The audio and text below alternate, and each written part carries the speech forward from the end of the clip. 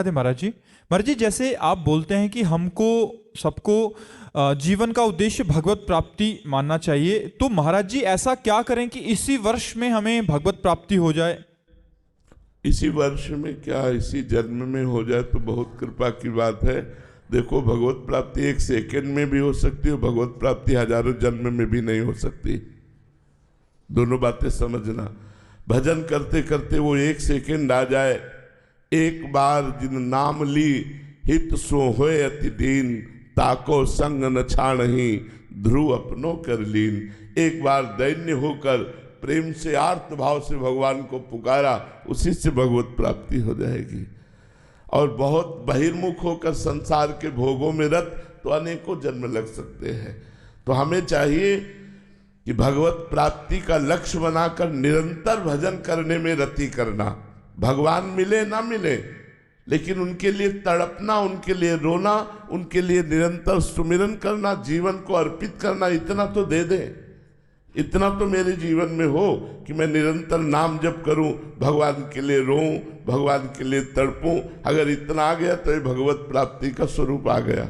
अब भगवान दूर नहीं है, वो निश्चित। जहाँ भगवान के लिए विकलता होती है वही भगवान प्रकट हो जाते हैं। जहाँ भगवान का आर्त भाव से पुकार की जाती है वही भगवान प्रकट हो जाते हैं। जहाँ प्रेम भाव से भगवान का कीर्तन किया जाता है, गुण का, नाम का, लीलाओं का, महिमा का, वही भगवान प्रकट हो जाते हैं। तो हमें निरंतर भजन करने का प्रयास करना चाहिए, इसी से हमें लक्ष्य की पूर्ति होगी।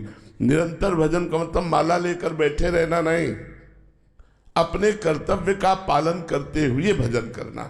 मामुनिस्मर युद्ध च, चाहे वो नौकरी हो, चाहे वो किसानी हो, चाहे वो व्यापार हो, कोई भी कार्य हो, हम भगवान का मधुर मधुर स्मरण करते हुए अपने व्यापार, नौकरी, किसानी आदि को करें और उस कर्म को भगवान को अर्पित करें। मनुष्य जीवन परम पद की प्राप्ति के लिए हुआ है, दुखों को मिटाने के लिए हुआ है, कर्म परंपरा को नष्ट करने के लिए हुआ है। बार बार जन्म, बार बार मरण, विपत्ति, दुख, रोग, संकट, ये कब तक सहेंगे? अज्ञान की धारा में बहते बहते न जाने कितना हम कष्ट सहा। अब हमें परमार्थ का मार्ग मिला है, अब हमको कष्टों को नष्ट कर देना है, हमें सदा सदा के लिए सुखी होना है, आनंद में डूबना है। तो हमारा लक्ष्य भगवत प्राप्ति होना चाहिए और निरंतर नाम जप करने का अभ्यास होना चाहिए। भावना जी अंबाला से, राधे राधे महाराज जी सर्वप्रथम तो इस जीवन की दशा एवं दिशा परिवर्तन करने हेतु आपका धन्यवाद।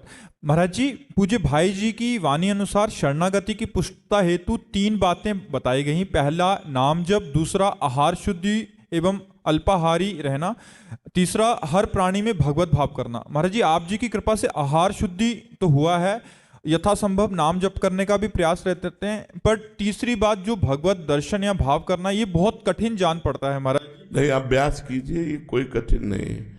अभ्यास कीजिए। प्रारंभ में थोड़ा सा कठिन लगता है, लेकिन जहाँ हमारी दृष्टि जाए, जिस वस्तु, व्यक्ति, स्थान पर, वहाँ भगवान विद्यमान है, ऐसी भावना करके आँखों के द्वारा प्रणाम कर लें।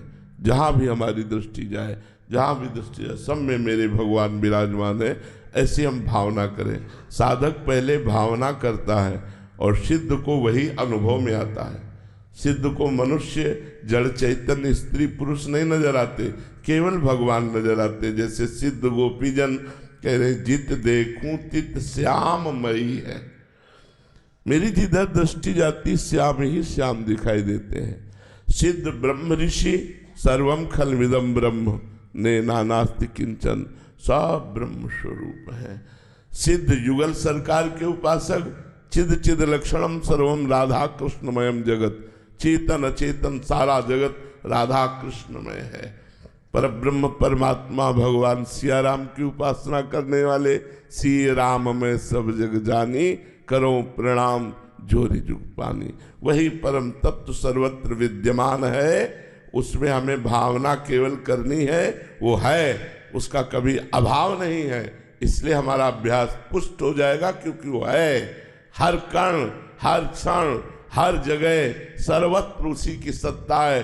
कोई कण ऐसा नहीं जहाँ परमात्मा ना हो। इसलिए हमारी जहाँ जहाँ दृष्टि जाए, जहाँ जहाँ मन जाए, वहाँ भगवत भावना करने का अभ्यास करें। अभ्यास से सब ठीक हो जाता है। देवेश जी महाराष्ट्र से। राधे राधे महाराज जी। महाराज जी, अपराधों से भरा हुआ हृदय प्रेम पूर्वक शरण कैसे आए महाराज जी? क्या अपराध बोध भी अहंकार का ही एक रूप है? देखो, अपराध का जब हृदय में भाव आ जाता है तो डर से शरणागति होती है, प्रेम से नहीं, डर से होती है। डर से भयभीत होकर, मैं नीच हूं, मैं अपराधी हूं, मेरी शरणागति का एकमात्र लक्ष्य भगवान है, तो डर कर भगवान की शरण में हुआ जाता है, वो प्रेम से नहीं हुआ जाता। और जो डर कर भगवान की शरण में होता है, भगवान उसे बहुत प्यार करते हैं। भगवान कहते हैं, जो सभीत आवा शरणाई रखी हो ताहि प्राण की नाई। जो भयभीत होकर मेरी शरण में आ गया, उसे मैं, जैसे सब कोई अपने प्राणों को प्यार करता है, सबसे अधिक प्राण प्रिय है, देह प्राण ते प्रिय कछु नाही, तो भगवान कहते हैं मैं उसे